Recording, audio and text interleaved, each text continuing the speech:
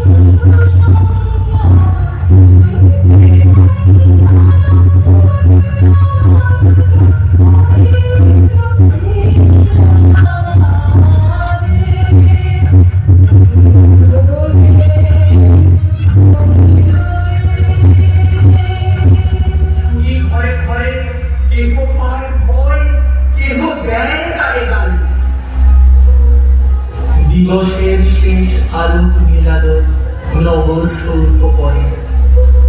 পথ জনহীন, আকারে বিলীন, কলকোলাহল হয়ে এলো ক্ষীণ। আরতি ঘণ্টা কহিল প্রাচীন, রাজ দেবালয় ঘরে।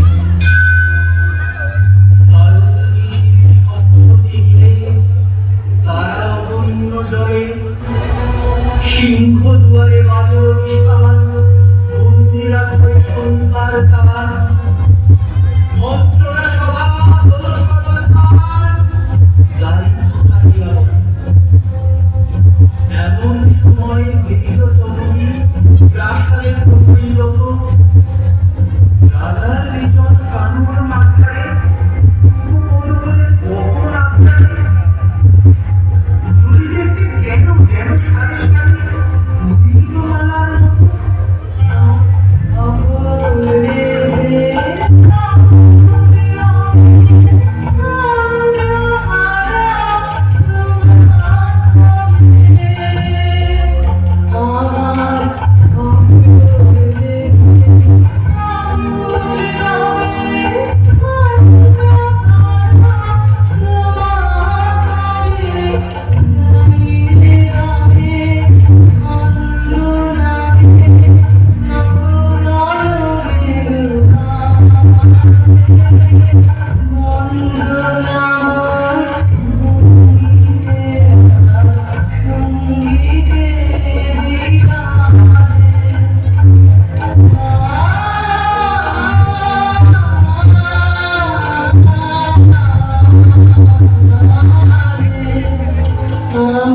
হয়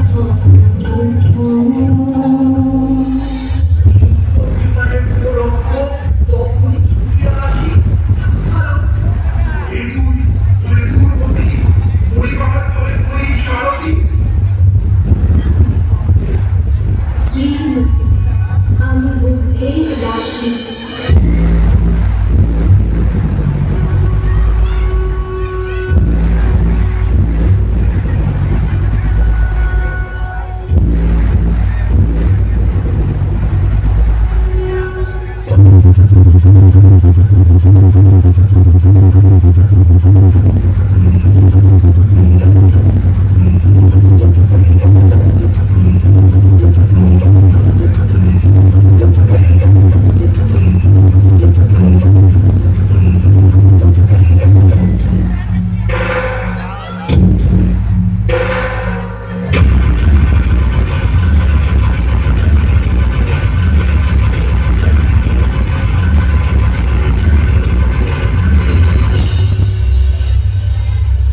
সেদিন শুভ্র পাষাণ ফলকে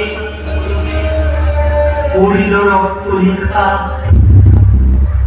সেদিন শারদ স্বচ্ছ নিশীথে প্রাসাদ কান্ডে নীরবে নিভৃতে স্তূপ পদমূলে নিবিড় চকিতে শেষ আরতির শিখা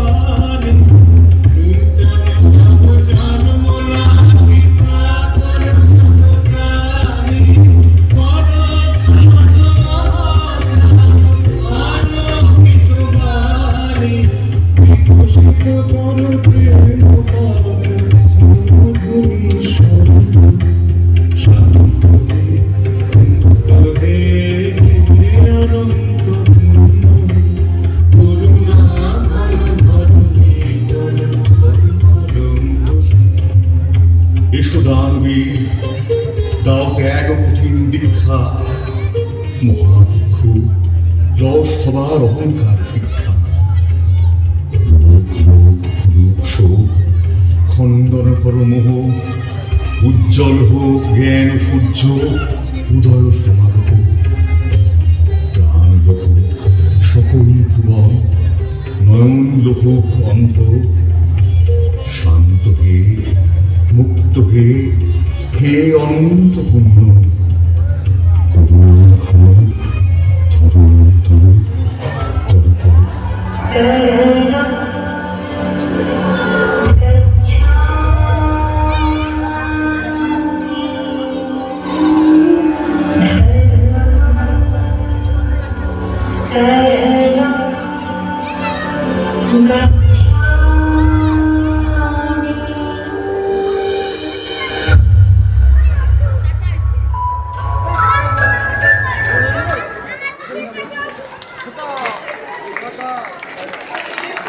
অনেক অনেক ধন্যবাদ জানাই আমাদের বিদ্যালয়ের ছাত্রীদের এভাবে রবীন্দ্র ভাবনায়